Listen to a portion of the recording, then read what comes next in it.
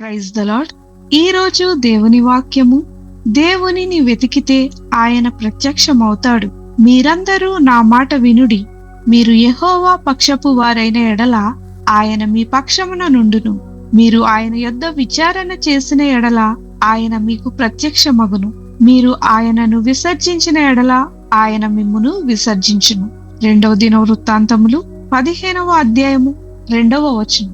ఈ వాక్యం దేవునితో మన సంబంధం ఎంత ముఖ్యమైనదో తెలియజేస్తుంది. దేవుడు తన ప్రజలకు ఒక స్పష్టమైన వాగ్దానాన్ని ఇస్తున్నాడు. మీరు నన్ను వెతికితే నేను మీకు ప్రత్యక్షమగుదును. దేవుడు మన నుండి దూరంగా ఉండాలని కోరుకోవడం లేదు. ఆయనను వెతికే హృదయాలను ఆయన ఆనందంగా స్వీకరిస్తాడు. ప్రార్థనలో, వాక్య ధ్యానంలో, ఆరాధనలో ఆయనను వెతికినప్పుడు ఆయన సన్నిధిని అనుభవించగలం.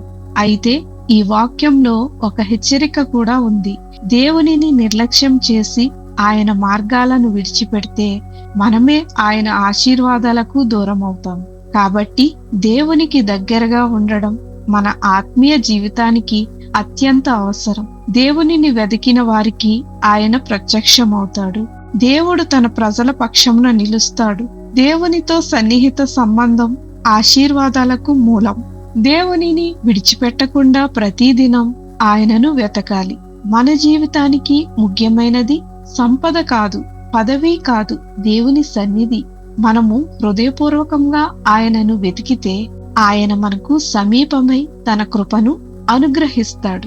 ప్రార్థన. ప్రభువైన యేసు, మా హృదయమంతటితో నిన్ను వెతికే కృపను మాకు దయచేయండి.